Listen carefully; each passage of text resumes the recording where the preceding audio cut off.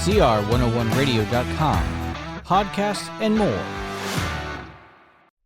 This is R.J. Rushdoony, Easy Chair number 88, January 9, 1985. This morning I'd like to begin with a discussion of a very important book, just published recently.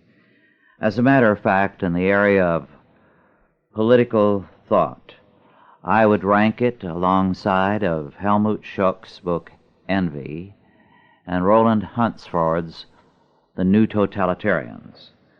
This book, published in 1984 by Doubleday and Company, is Michael Voslensky, V as in Victor, Oslensky. The title, Nomenklatura, N as in North, O, M as in Mary, E-N, K-L-A-T-U-R-A, Nomenklatura, the Soviet ruling class, published at 1995. Now, this book begins before the Revolution and brings us up to the present time in terms of what has happened, what is the meaning of the Soviet regime. He begins by calling attention to the fact that Lenin was a very different Marxist than those who preceded him. He was not interested in Marxism as a theory, as an economics, or as anything except a revolutionary ideology which could be used. It suited his own cynical, revolutionary, and atheistic tastes. So, as the author says, to Lenin it was not a matter of principle, but a useful tool. Now, with this perspective in mind, Lenin turned against all the old-line socialists, communists, Marxists, and damned them all as romantics, as utopians. He called instead for a professional revolutionary, a man without principle, a man who is dedicated to destruction. Anything else Lenin dismissed as amateurism. In fact, he said in 1922 at the 11th Party Congress, and I quote, "Relying on firmness of convictions, loyalty, and other splendid moral qualities is anything but a serious attitude in politics," unquote. So, what Lenin wanted was a group of professionals, a revolutionary mafia, as the author says, in which everything was to be based on a conspiracy against the world and a mutual trust within. Funds came, he says, from two sources, one from expropriation, the other from bank robberies. The second source was capitalists, Russian and foreign, who gave heavily and, by the way, are still doing so. So he says, flat out, and I quote, "The proletarian revolution was subsidized by capitalists," unquote. Now, these professionals took power because they wanted power. This was their goal. They did not care about the common people, they despised them. The revolution was fought in the name of the people, in the name of the proletariat. But they were just to be used, to be milked, and to be slaves. Then, he says, what developed was the nomenklatura, and the nomenklatura eliminated the professional revolutionaries. Stalin's nickname, applied to him in the early years of the revolution and the regime, until he seized power, was Comrade File Cabinet. Comrade File cabinet. And the reason was this character was simply building up files, working to establish a bureaucracy. And this bureaucracy was, like Stalin, averse to taking risks, extremely conservative in terms of its conservation of its position, of its power. Well, Stalin took over. Then when he and the bureaucracy, made up of the young flunkies in every branch of the Soviet regime, had consolidated their hold, they moved against the professional revolutionaries. Stalin did this because the Nomenklatura, says Voslensky, demanded it. It was a very popular move with them. So you had in the 30s the purges of the old-line Bolsheviks, because they had to be cleared out, they and all their relatives and all their flunkies, to make way for the bureaucracy to have all the positions of power. So there was a steady house cleaning, one purge after another. And the world kept wondering, says Voslensky, what was the reason for all of this? And he said it was very simple. It consolidated Stalin's power with the bureaucracy. It made him certain of his power, because now they were all in it together. They didn't want idealists. They didn't want professional revolutionaries. And while they are eager to conquer the world, it is in order to extend their power, not because of any Marxist ideology. Their goal is power. Voslensky makes the statement that Solzhenitsyn previously had made, namely, that there are no true believers in Marxism in the Soviet Union. Marxism is the convenient tool for the seizure of power by the Nomenklatura. Well, he says the goal thus is not property, it is power. And he goes on to describe the Nomenklatura as the exploiting class, the privileged class, the dictatorship. And he says this Nomenklatura has a fanatical demand for submission. They do not have the slightest interest in belief. They don't care whether you or anyone else believes in Marxism or in communism or socialism. Submission is the key. Marxism, you pay lip service. So, he says, he has lived in the West, and as well as the Soviet Union until fairly recently. And he said, in the West, I have met convinced communists, but not in the Soviet Union. Well, he says that when Stalin died, the Nomenklatura had a problem. It was settled before long in that any threats in terms of a strong person who might think at all independently of the Nomenklatura were eliminated, they felt, when Khrushchev was eliminated.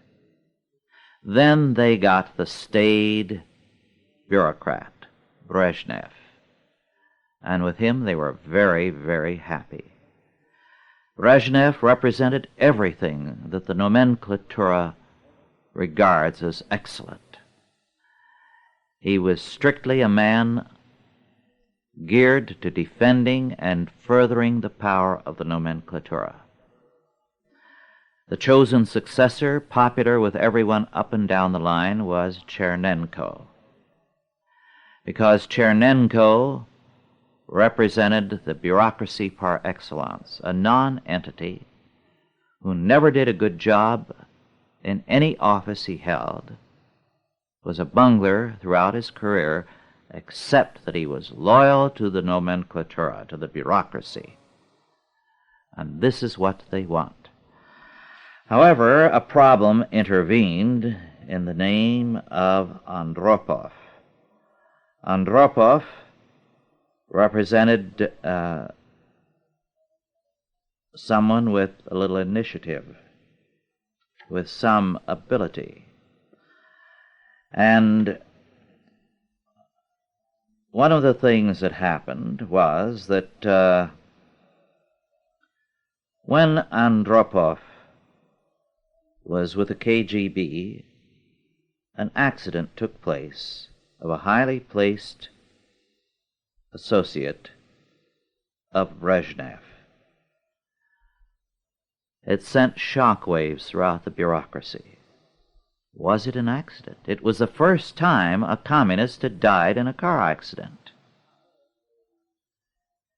And so they had trouble coping with the fact. Had it been engineered?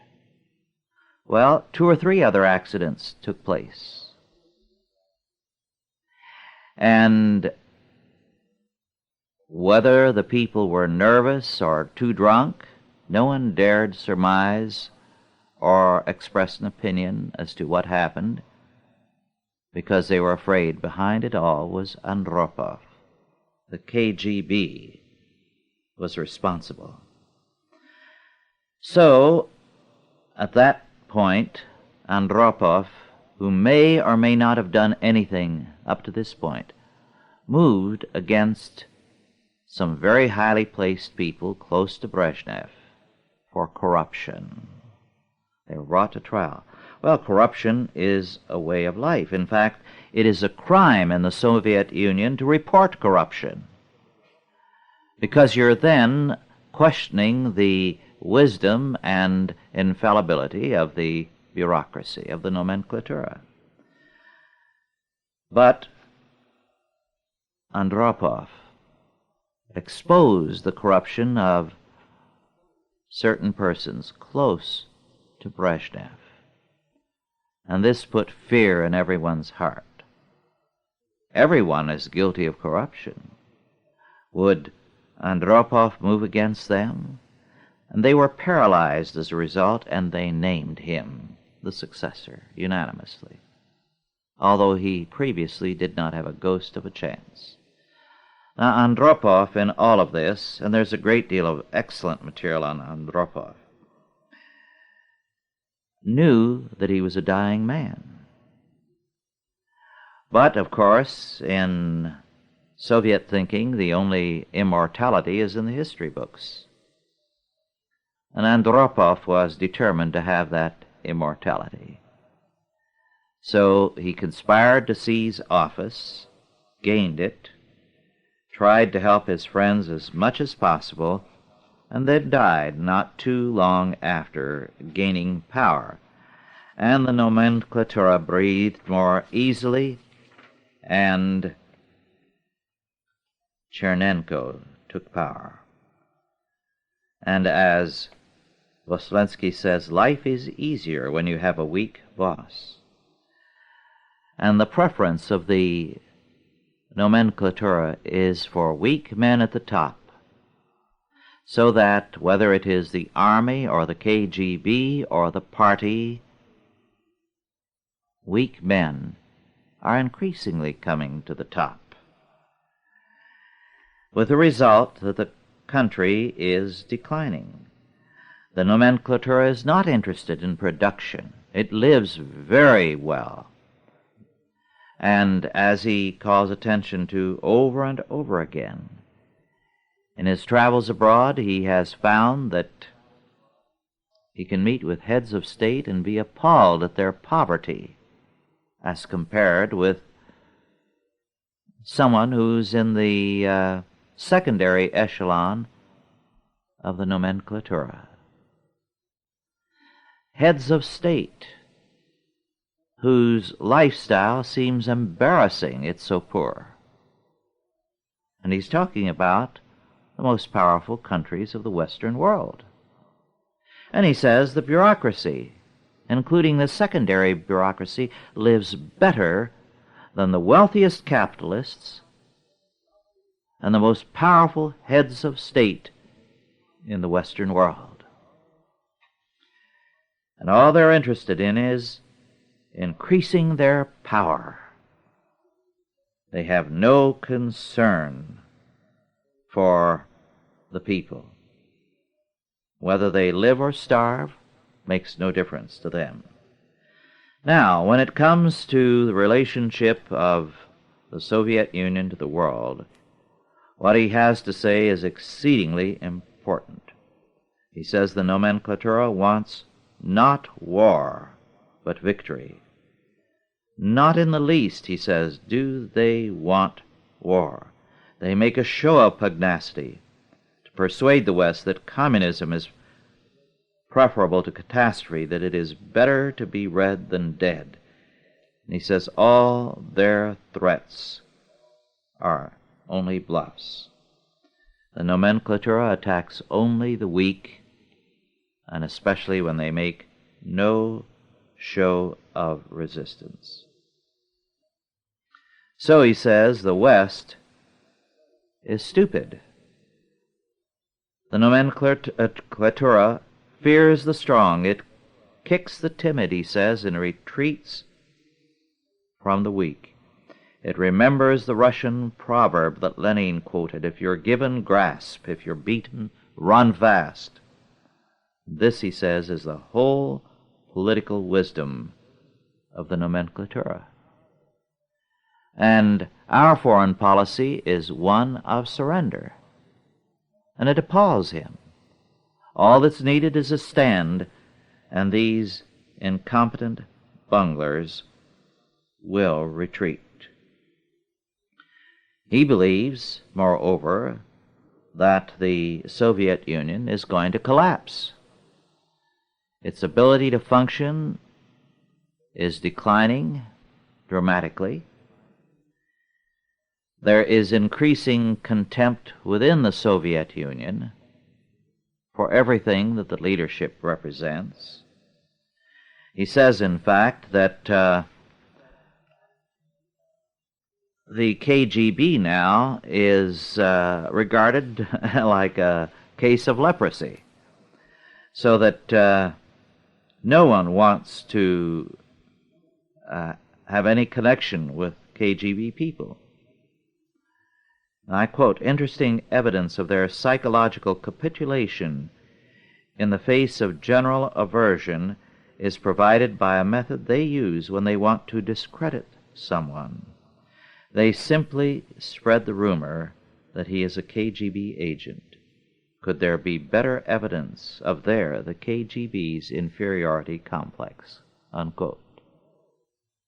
The KGB knows how it is regarded, so it can destroy someone within the party or outside the party simply by spreading the rumor that he is a KGB agent. And he does not see a trace of the infallibility and mythical astuteness ascribed to the KGB by credulous readers of the Western press. He sees the Western press as simply patsies used by the KGB. Thus he sees that there is a decline even in morale. In Stalin's time, the KGB walked about proudly, wearing uniforms, and very proud to brag of what they were doing and who they were. Now they try to conceal their association because people would shun them. So that, he says, you can never meet a KGB man socially, whether it's outside the party or within the party, not even in the highest nomenklaturist circles. The only persons, he says, who do not avoid the KGB are public prosecutors and magistrates. So, he says that the whole situation is one of a growing disrespect and contempt, and he sees the whole thing as collapsing. The future is one of many Chernenkos. And all the while we in the West ascribe to them brilliance and wisdom and astuteness and courage and power that is non-existent. Well, now to another book of a totally different sort, entitled The Cathedral Builders, which I do not believe is in print any longer. It was published in 1980. No, it was reprinted in 83 in England. The author is Frenchman Jean Gimpel, Gimpel. Just a couple of things out of it. He speaks, and as a Frenchman, naturally, he is somewhat pro-French Revolution, so he doesn't want to call too much attention to the destruction caused by the French Revolution. But all the same, where the cathedrals are concerned, he says, the damage caused by the French Revolution of 1789 cannot compare with the barbarous destruction of the 17th century, and above all, the 18th. Any inventory of the devastation of the 18th century would run to volumes. The 18th century saw itself as having the monopoly of good taste. Medieval bad taste, or Gothic as it was then called, deserved only the demolition man's hammer. Then again, something that I've called attention to more than once, but I think this is well put, and I quote, "For the first time in history, Renaissance writers extolled the personal qualities of authors and painters, and this resulted in an excessive deification, the consequences of which can still be felt today. The Renaissance invented the idea of the artist. The medieval intellectual, for his part, practically never wrote about specifically aesthetic matters. If he discussed what we choose to call art, it was from a theological or philosophical point of view.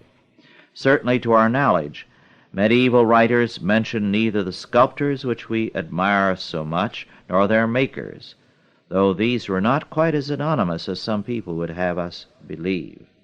With regard to terminology, it must be pointed that the avoidance here of the word artist is entirely deliberate.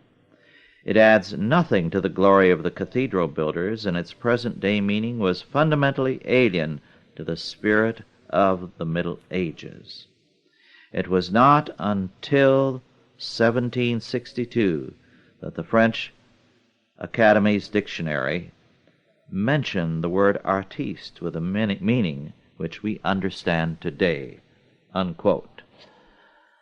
Now, before I go on to another subject, let me just jump back to another aspect of the Nomenklatura. I think this book is very important in terms of the Western world, not only for what it says about the Soviet Union, but for what it says about the potentiality for the West. Now, Voslensky never touches on it. But when you read the book, you're going to see parallels to what's happening in London, in Paris, in Washington, D.C., in the state capitals, and elsewhere. Last night, Dorothy and I had the pleasure of dining with one of you, Dan Maxwell, a mining engineer who lives in New Mexico, Arizona, and Colorado when he isn't traveling around in terms of his work. And Dan was telling us of the fact that the mining industry in the United States is dying. Some gold mines are going to go under. zinc and gold alone probably will survive. The others are going under because our bureaucracy is destroying them. It is also doing everything to build up mining in third world countries and various foreign countries, and also in the Soviet Union. Another thing that Dan told us was one of the ways this has been done, something that Otto has called attention to more than once. Yesterday afternoon, before Dan came over and we had dinner together, he was at the Sonora mine, about 22 miles or so south of us. Now, the mine was supposed to be, it's a gold mine, in operation this past month, December of '84. They hope now it'll be December of '85 when they are able to begin operation. Now, they were spending millions of dollars in terms of environmental protection. But the delay is because another $15 million worth of work is required. They're out in the country. To avoid any problems to neighbors, they bought up the 2 or 3 adjoining places. Now, this is mountain and hill country. There's no problem with close neighbors. They are still required in terms of noise pollution to keep their trucks from running at night. So they can't have an around-the-clock operation. Of course, if you live in a city, the trucks are going to move at night, and the garbage trucks operated by the city will. But private industry out in the country where there are no neighbors cannot operate its trucks at night. Now, this is the American nomenklatura at work. We have many states that are very rich, but combined with state and federal regulations, we are enriching the world and not using our own resources. For example, Montana is a coal-rich and oil-rich state, mineral-rich. It isn't being developed because even in terms of any common sense, it could be and be very rich in terms of any common sense ecological requirements. But the laws are so stringent, it's killing development. And the tax laws, at the same time, are killing ranching in Nevada, the main industry. The ranchers cannot hold their own. California may see the death of farming. Now, we're the breadbasket of the United States here in California. A lot of foreign countries depend upon us. We provide so much of the food of the United States that if you sat down and listed the food products, you would find a very large number, 90% of the supplies from California, very great number, over 75%. And when you take in 50% and over, then you begin to realize the importance of California. This is why it has been stated with good grounds that if California farming could be shut down by someone like Chavez, within a week there'd be food rationing across the United States. So what's happening now? Well, when I was a boy, farmers had their water projects. They were, one might say, 4-horse affairs because they were built with teams of horses, building small dams and ditches and whatnot.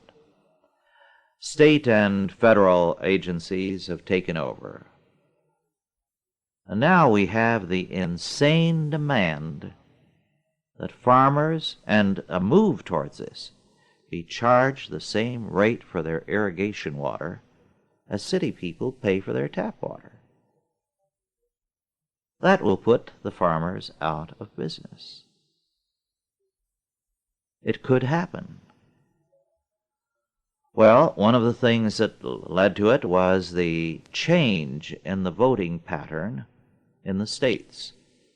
It used to be that this county, for example, a mountain county, which begins in the foothills and goes up to the high Sierras, had a senator. But the Supreme Court destroyed that. So now we share a senator with any number of counties, and urban areas dominate. So that the interests of land, the protection of land from the perspective of users, no longer exists. So that mountain areas are still exploited, but they're exploited by cities. Cities can move in and take their water. Cities command the votes. So instead of preventing exploitation, we are creating it through statist actions. Well, I didn't mean to go into that, but the point is that what Dan Maxwell was telling us about at the Sonora mine, a gold mine, is happening all over the country. And for most minerals, it's wiping out the mining companies. And that Dan expects a number of major mining companies to go under before the end of 1985. I forget how much he said the Sonora mine will have spent in development before it can begin.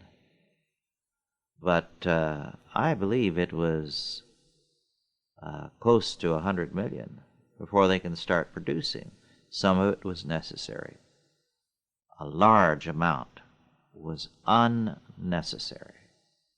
The nomenklatura in Washington, Sacramento, and the state capitals of most states is busily destroying American productivity. It is not foreign competition. It is the regulations that are unreasonable, that are beyond any honest ecological concern, that are destroying us. Well, now on to still another book. This is by John Benson, B-E-N-S-O-N, The Penny Capitalists, a study of 19th century working class entrepreneurs, published in 1983 by the Rutgers University Press, New Brunswick, New Jersey.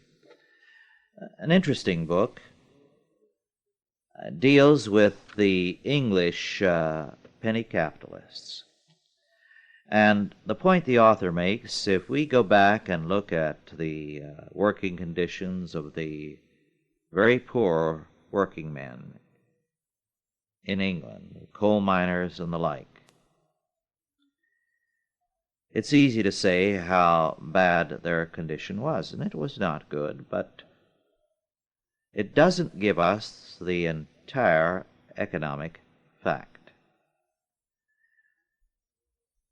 These people were engaged on the side, or their wives and children were engaged in what he calls penny capitalism. It might be no more than growing a great deal of vegetables in the garden and selling that, doing odd jobs in the neighborhood, taking in washing, and so on. So he says, we cannot get the real facts of the economy unless we realize how resourceful a percentage of the working classes were. Anything to add to money. In fact, he cites some amusing examples of this. He says, when the wife of a fisherman living in Aqueduct Street, Preston, left him in the early years of this century, he put out a big notice, "Half a bed to let." Interesting, too. These people were envied by those around them who didn't have the initiative to do it, so that there was a great deal of glee on the part of the less provident when any of these working men who were penny capitalists failed in their efforts. Their envy was not directed against the rich. It was directed against any of their own number who tried to get ahead, who tried to better themselves. Moreover, he makes the interesting point that their activities did bolster industrialization. They helped restructure the economy.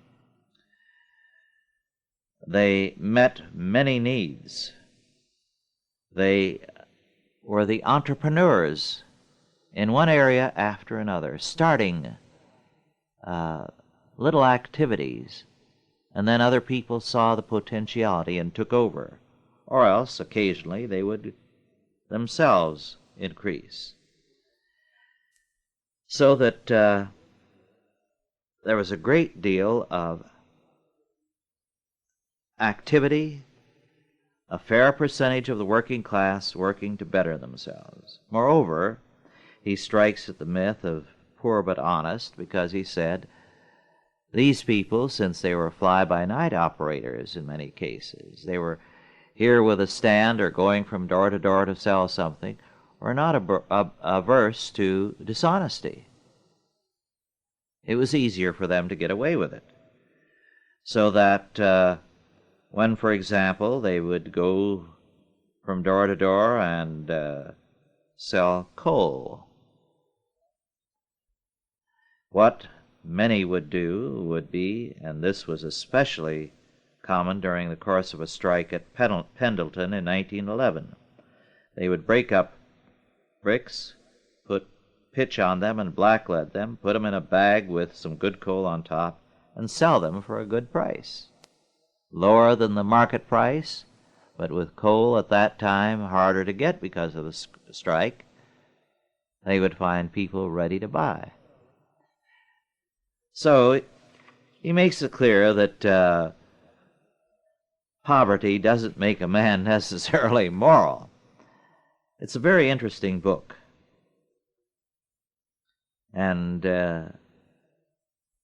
indicates that economic historians have only seen a small part of economic reality.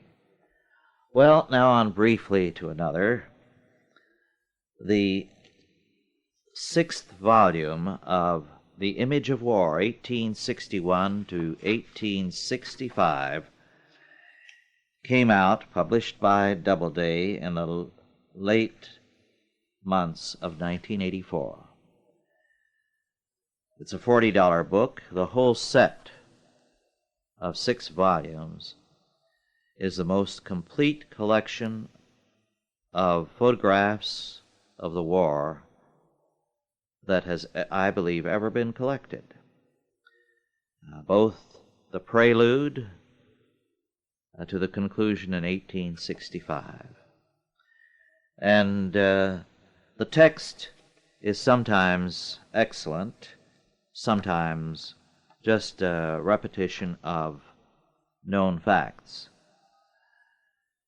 There are some interesting pictures in this one, by the way. I'd always wondered what General Jefferson C. Davis, the Northern general you remember I talked about recently, looked like. Well, there's a picture of this character in this 6th volume on page 150. He probably is in the other volumes, too, but I didn't bother to check there since I was looking at this one and reading it. I was particularly interested to watch for him. Well, The thing that comes through in this volume, as well as in the January 1985 issue of Civil War Times, is the comparative strength of the North and the South. The incredible poverty of the South by comparison to the North. And I'm talking about poverty in terms of the means of carrying on a war. But even without that, the South did not have, apart from the wealthy families, the wealth of the North. It didn't have the industrial potential for waging war. It didn't have the means of equipping an army. And it's sad and yet amazing that for 4 years, in terms of sheer courage and determination and remarkable leadership from some men like Lee and Jackson, the South was able to frustrate the North, until finally the sheer industrial power and equipment and numbers of men overwhelmed the South. In this issue of the Civil War Times, there is a picture even more dramatic than any of those in the 6th volume of Image of War. It is of a couple of Confederate prisoners. Their clothes in tatters, barefoot, no uniform. Uniforms began to disappear very early in the war. They couldn't be supplied. And to think that a war was waged with men who were sometimes near starving, were barefoot even in winter, and poorly armed. It's truly amazing. A very remarkable fact. I think some of the pictures I often see glorifying the Confederate forces are very, very wrong-headed, because they portray them, for example, Jeb Stuart and his forces galloping in magnificent uniforms, braided hats, and so forth. Some had those things at the beginning of the war, some officers. But very few Confederates had them after a while. It doesn't convey the real facts of the war, or what the soldiers endured. If you take Afghanistan and lengthen it and increase the number of men, you begin to get a picture of what went on at that time. Well, now on to something else. This is 1985. In August of 1985, Chalcedon will be 20 years old. So we have an anniversary coming up. Our work today is very different than when we began. The first issue of the Chalcedon Report was one-page mimeographed, and it went out to 60 people. And it continued after that 2, 3, 4 pages, and has since then, of course, become worldwide in its readership, and we get responses from all over the world. And now we have, for example, apart from a number of men here, resident, we have men elsewhere in this country working We have Jean-Marc Berthoud in Switzerland. We do give some help to the Scandinavian Christian University, and so on. And we do it on a shoestring financially, and with no financial manager or promoter or anything. We really don't have any kind of operation except an amateur one when you come to the mechanics of our operation. We hoped we'd get enough by the end of 1984 to buy some material, equipment to automate our mailing, because we'd like to have machinery to stuff the envelopes and process them, and it'll take $45,000, $50,000 to get all we need. Well, we didn't get anything to do that with. So each month, it's Otto and Ann Scott, Dorothy and myself, and Mark and Darlene Rushdoony, and Grace and Craig Flanagan, and all the others sitting around the tables and stuffing envelopes and putting on the labels. And that's how we get it out, with 2-3 days of work with all of us pitching in. And our office work, similarly, it's done because, Chuck Wagner handles a great deal of it. Dorothy and Grace and Darlene spend a few hours every day doing it, but that's it. We're very much an amateur operation. We often get letters that tell us what monsters we are and how evil we are. I glance at those letters and they go into the wastebasket. I don't want any of the women or anybody else to see them, and they're usually stupid. Those things don't bother us. When you're doing the kind of work we are, and we're pioneering, and we've got lots of imitators, but we're the pioneers in this field. We were the first Christian think tank in the United States. You expect criticism, and it's no problem. You don't do any independent thinking or try to extend the frontiers of men's minds without getting kickbacks.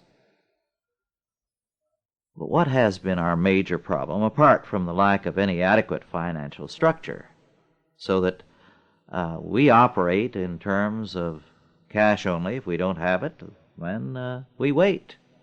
We don't pay ourselves. Well, our biggest, most painful problem comes when we travel, and I encounter this all the time. And when it happens too many times on a trip, I come back sick at heart and almost determined not to take any more trips and to meet such people again. Because people will come up and say how much our work means to them, that it has changed my life. And when the Chalcedon report arrives, I have my wife call me at the office and leave word with my secretary that it has arrived if I'm not there close by, and I will dash home for lunch on that day so I can read it right away. And I know that they've never sent $1 to help us out. And I wonder about that. And that's what hurts us. We just find that amazing, that people can be that way, that there is no gratitude. Gratitude is more than words. So that's the painful aspect of our work. Now, we know that God is going to reward us, but we feel that we've failed when people don't make their faith work. And obviously they don't. There's something incredible about that. Well, so much for that. Now, on to something else. Yesterday, Dorothy and I were in Modesto to take care of some things. And we stopped, of course, at a bookstore. In fact, three of them, and spent some money. At least I did. And Dorothy got a few things herself. And one that I picked up with more than a little pleasure is one which I first read the end of the 50s. It was by Jean Renoir, entitled Renoir, My Father, about the artist. Well, I'm very partial to the artist Renoir. He was a very sunny character, a man of great humility. His theology was somewhat muddled and bad, very bad. But he was a remarkable man. He was remarkable because of the way he viewed life and his work and himself. And he made a statement that his son used to sum up his father's life work. He said, and I quote, "Renoir, this was when he died. And in his last years, the paintbrush had to be tied to his hand because his fingers were too arthritic to hold it. But he was painting up to a few hours of his death." But his son concludes by saying, Renoir had succeeded in fulfilling the dream of his whole life, to create riches with modest means. To create riches with modest means. Now that's what we've tried to do at Chalcedon. Our means are very modest, but we've tried to create riches for a world of reconstruction with modest means. One of the things I hope to do when I next go to Sacramento, I saw a book there last month and just didn't have the money to get it. I think it was a book that cost about $40 or $50. It's a new book. It's about Renoir, and it has a photograph of him sitting painting, his fingers permanently gnarled and twisted and useless, with a paintbrush tied to his hand, ready to work. Magnificent. That's the way we should all be. Ready to work no matter what. And I want that picture because if I ever get down in the dumps over what some of these so-and-sos say to me, I'll remember Renoir. And all of us, by the way, can create wealth out of modest means. In fact, Dorothy and I were talking about this on the way home, driving home yesterday late in the afternoon. And Dorothy brought this up, and I think it's wonderful. She said not only Renoir, but every young couple can create enormous wealth and the most marvelous thing in the world with just the tools at home. They can make a baby, and there's nothing more wonderful. Now, go to it then, those of you who are within the age range. You can create wealth out of modest means. But be sure to get a production license first. I don't want anyone blaming me for incitement to production without a license. Well, our time is up. It's been a pleasure to be with you again. God bless you all. And I'll be with you again in 2 weeks.